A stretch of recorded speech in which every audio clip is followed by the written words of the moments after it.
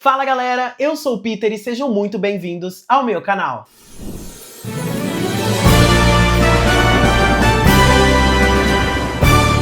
Aqui no One More Peter Pan a gente vai falar muito sobre filmes, séries, livros, animes e tudo que estiver rolando de melhor no mundo do entretenimento. Então se você curte muito tudo isso, não deixa de se inscrever no canal, ativar o sininho para não perder nenhuma notificação, deixar o seu like e, é claro, vir bater boca comigo nos comentários. E sem mais delongas, vamos à análise do quarto episódio da terceira temporada de A Casa do Dragão.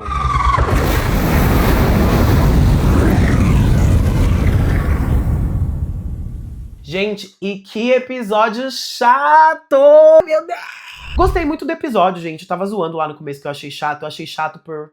Gente, eu explico já já porque eu achei o episódio mais chato do que o normal. Eu acho que vocês vão concordar e vão me entender, mas enfim. A gente começa o nosso bom episódio com os Hightower, os verdes, tomando a cidade de Tumbleton. E a gente tem o nosso primeiro encontro aqui no episódio com o Lord Ormond, bem ótimo, deitado em sua boa banheira, enquanto o Lord e a Lady de Tumbleton batem boca ali com ele. A gente já começa a conhecer um pouquinho o Lord Ormond, né?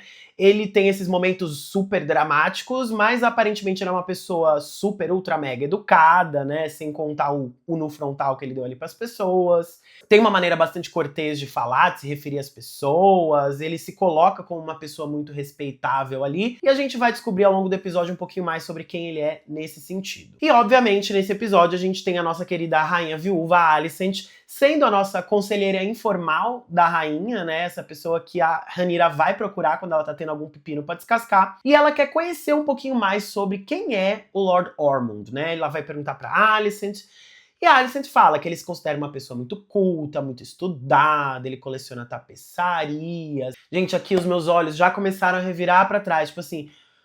Oi, que cara chato que falou. Quando falou que ele coleciona tapeçaria, gente, eu falei, ai, gente, que pessoa, deve ser insuportável uma pessoa que coleciona tapeçarias no mundo de Westeros, né? Já aquela cara de Faria Limer dele, mas a coleção de tapeçaria realmente não dá.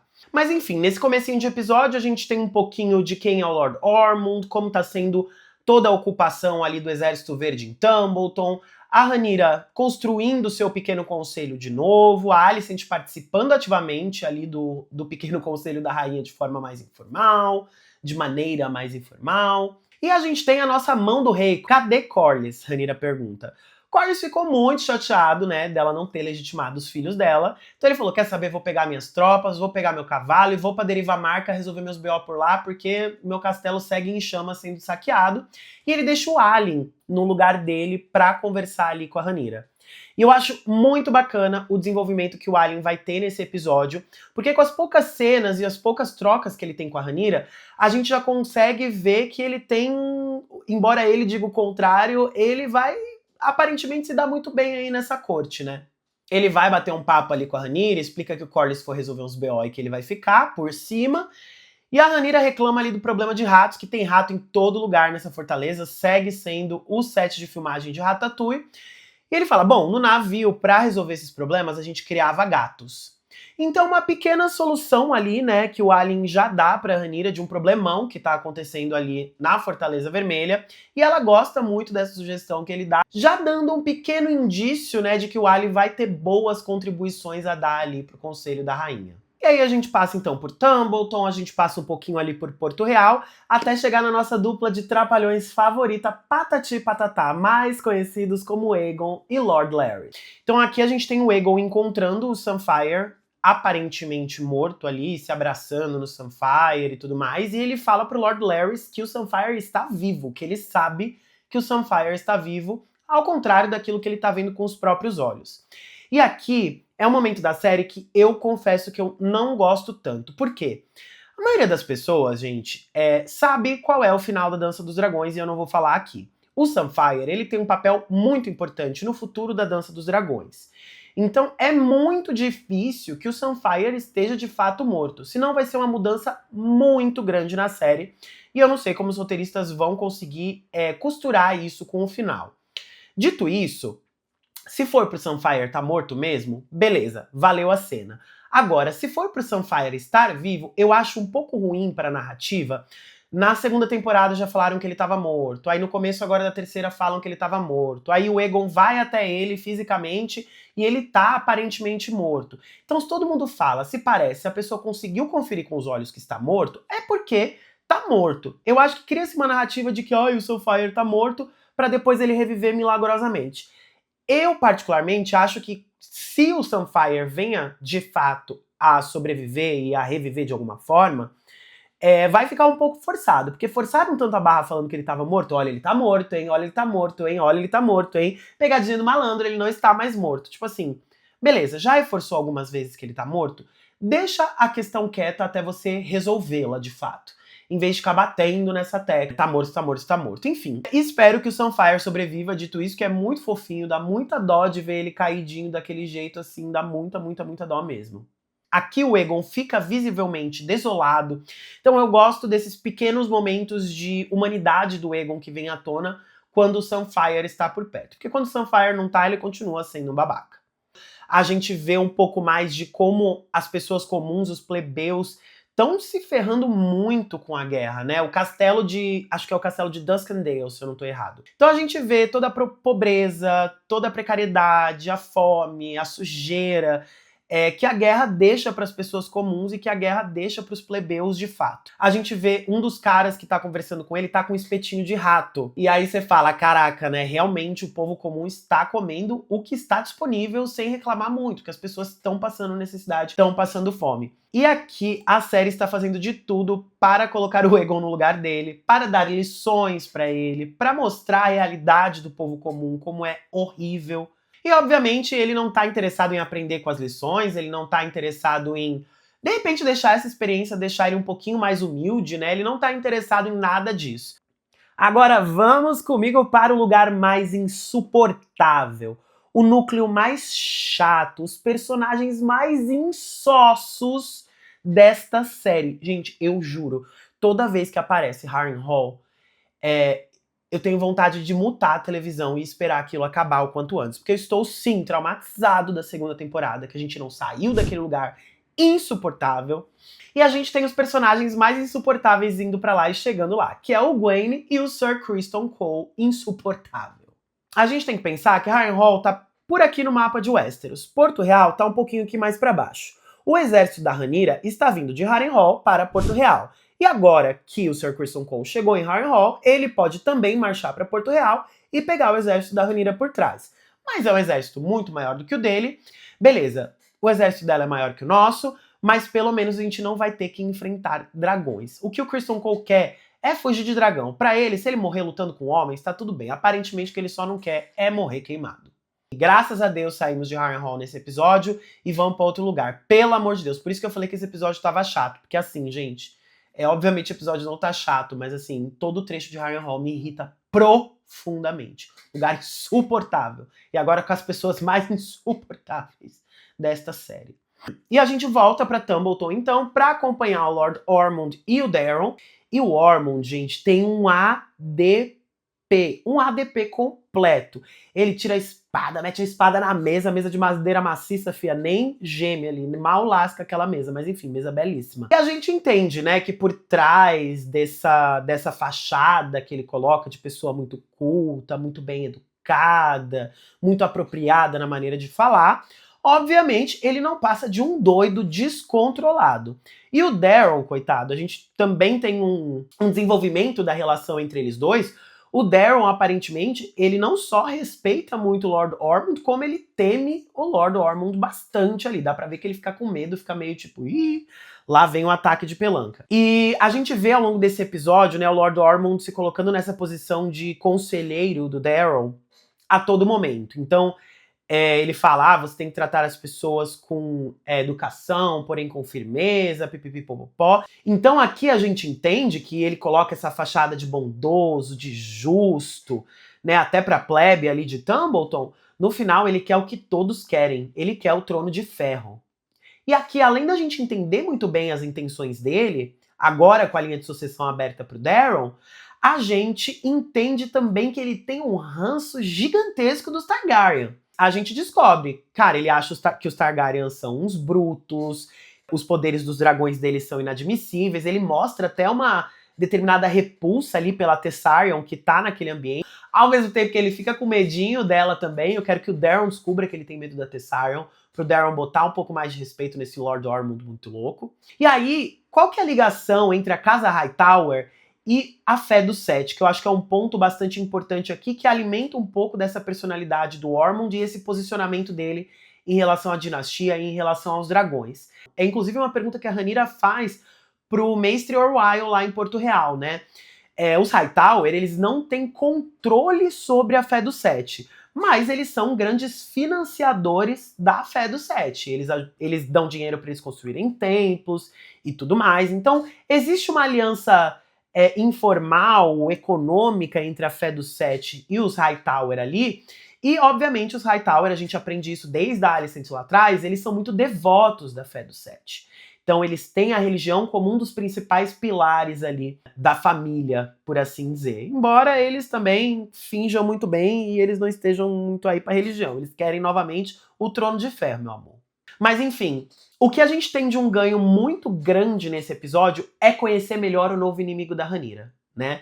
A gente entende, então, que eles consideram um homem culto, ele tem sensibilidade aos cheiros, ele é adepto da fé do Sete, ele tem repulsa pelos Targaryen, ele tá de olho no trono de ferro por causa do Daron ali, e ele vai manipulando o Daron tal qual o Lord Otto manipulou a Alicent a vida inteira. O episódio acaba aqui, mas eu quero voltar para alguns momentos que eu queria comentar separadamente do desenvolvimento do Lord Ormond. Que é o Rio, o martelo e o fio branco. Então a gente tem a cena do Rio pedindo pra Rhaenyra deixar ele patrulhar Tumbleton com o dragão dele também, porque a esposa dele está lá. Então estar perto dessa cidade e participar ativamente das ações que vão acontecer ali é de muito interesse dele. E é um momento em que a lealdade dele vai ser colocada à prova. E a gente tem o Ulf sendo o fanfarrão que ele sempre foi pra taverna lá em Porto Real, pagou bebida pra todo mundo, e ainda depois voltou pra Rhaenyra falando pra ela que ela precisava dar uma casa pra não sei quem, tinha que dar não sei o que pra não sei quem, que são aqueles amigos de bar dele lá. Que afinal, gente, beleza, o Ulf é insuportável, mas aqueles amigos são talvez a coisa mais próxima que o Ulf tenha de família. E nessa posição de cavaleiro de dragão que ele tá agora, acho que na cabecinha dele ele achou que ia ter alguma vantagem. E a Rhaenyra deixa muito claro pro Ulf que ele é propriedade da coroa, amor. Ele não é uma pessoa, ele é uma arma ambulante junto com a Asa Prata. Tipo, eu amo que a Rhaenyra fala, eu perco um dragão. Não é tipo, eu perco você, eu não tô nem aí pra você, eu tô aí pro seu dragão, né? Então ela dá essa respostinha pra ele, deixa claro que ele é propriedade da coroa, proíbe ele de ficar bebendo nas tavernas, e o Ulf não gosta nada disso, mas ele aproveita pra dar uma alfinetada, porque ele pode ser humilhado, mas não será mais calado, pelo menos. Ele fala pra ela que estão chamando ela de Queen of the Bastards, né, rainha dos bastardos, estão pichando isso nos muros de Porto Real. E a gente tem um outro tiro do pé da Rhaenyra, porque assim, beleza, o que ela fez com o Lord Corlys acabou não só abalando o relacionamento deles, como fez com que ele mesmo saísse de Porto Real e deixasse ela, falasse: um beijo, Rhaenyra, fique aí, se vire com o Alien, que é o que eu vou deixar pra você. E agora, nesse episódio, ela dá outro tiro no pé, porque num dia ela tá distribuindo alimentos pra população faminta de Porto Real. E no outro, ela manda os mantos dourados irem tirar satisfação e descobrirem quem foi que pichou, quem é que tá difamando ela nas ruas.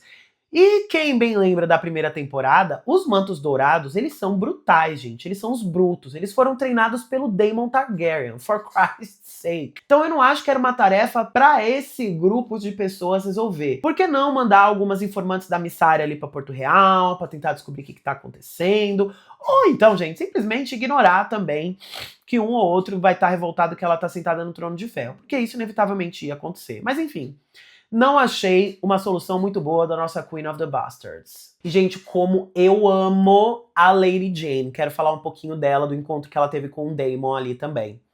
Cara, como eu amo a Lady Jane. Primeiro que ela é finíssima, belíssima, bem vestidíssima. Ela tem um cachorro que combina com ela, inclusive, bem fino, bem linda.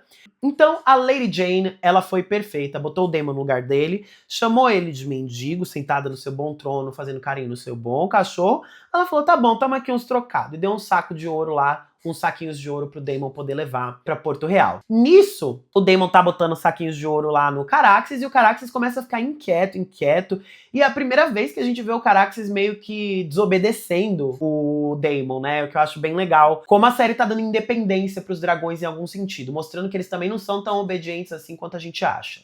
Eu acho que a gente tinha muito isso em Game of Thrones, né? O Drogon, em muitos momentos, ele não era tão obediente com a Daenerys também, embora ela tenha criado ele a vida inteira ali. E aqui em House of the Dragon isso aparece em alguns momentos, são bem interessantes. E aí o Caraxes leva o Daemon pra uma caverna e o Daemon tira a espada, fica desconfiado da caverna, né? Ele percebe que tem um dragão lá dentro e quem vem caminhando para fora da caverna, meu amor? Rhaena Targaryen, sua boa filha. E aí o Daemon, filha, de branco, ele fica transparente. Que ele entra em pânico, ele entende exatamente o que aconteceu na hora. Então a montadora do Ship Stealer é a Rhaena. Ele vai precisar resolver essa situação ali com a Rhaenyra de alguma forma. Só que a filha dele fica ali na berlinda, porque não se sabe como a Rhaenyra vai reagir a isso. Se ela vai considerar a Rhaena uma traidora e vai puni-la de alguma forma. Ou pior, que seria horrível pra Rhaena, ela vai separar a Rhaena do Ship Stealer e não vai deixar ela montar o dragão mais por ele ser um dragão selvagem.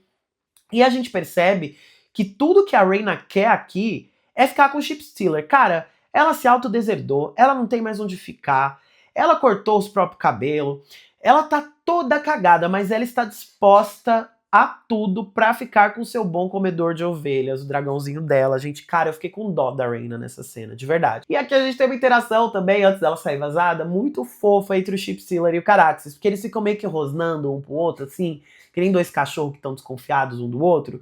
É muito fofo, gente. Eu sei que eles são uns bichão gigantes que cospem fogo, completamente perigosos, mas eu acho muito fofo essas interações entre os dragões. E aí a Rhaenyra manda distribuir o dinheiro que a Lady Jane mandou pros pobres. O que eu acho também, gente, tipo assim, já distribuiu comida ontem? Vamos usar esse ouro aqui pra tá pagando soldados, pra contratar uma guarda real, pra pagar os funcionários, CLT ali, né? Não vamos criar mais indisposição com gente que precisa do dinheiro pra tá comendo, né? Então eu acho que aqui a gente tem um momento bom da Rhaenyra no sentido dela estar reconstruindo o seu pequeno conselho com aparentemente boas pessoas e bons integrantes, pessoas que vão dar bons contrapontos ali pra ela e que vão trazer boas ideias, como o próprio Alyn, como o Maester Orwyle, o Lord Manderly, vamos observar por enquanto, mas enfim, tem esse momento bom dela reconstruindo o conselho dela, ao mesmo tempo que ela perde a parceria do Corlys, por ele não estar mais lá, embora ela tenha ganhado o Alyn em troca. Ao mesmo tempo que ela mandou os mantos dourados darem uma coça em um monte de plebeu, isso bom pra ela não vai ser. E ela decide não pagar a galera e distribuir o dinheiro pros pobres. Quer dizer, fia, vai ter uma hora que o povo todo vai começar a ficar contra você. A gente tem a sombra da Fé do Sete aqui também no cangote dela, se recusaram a coroá-la. O Maester Orwyle até fala, bom, se você quiser resolver definitivamente aí o problema, né, dá uma de Cersei, ele dá essa sugestão. Mas ela não quer levar mais na moralzinha, mas assim, a Fé e os Hightower estão coladinho com o outro. Ao mesmo tempo que a gente vê a Rhaenyra se reestruturando, a gente vê mais algumas pisadas na bola. Do lado dos verdes, a mesma coisa. A gente tem um grupo dos verdes agora que, beleza, conseguiu ocupar Tumbleton, que era uma cidade leal à Rhaenyra. Dessa forma, ela dificilmente vai usar os dragões para queimar tudo. Ao mesmo tempo que o Aemond e a Vhagar estão sumidos. E o Sir Criston Cole e o Gwaine vão fazer o que eles bem entendem. Então os verdes e os pretos estão enfrentando dificuldades nesse momento. O povo comum nem se fala, tá todo mundo ferrado mesmo. E assim eles permanecerão.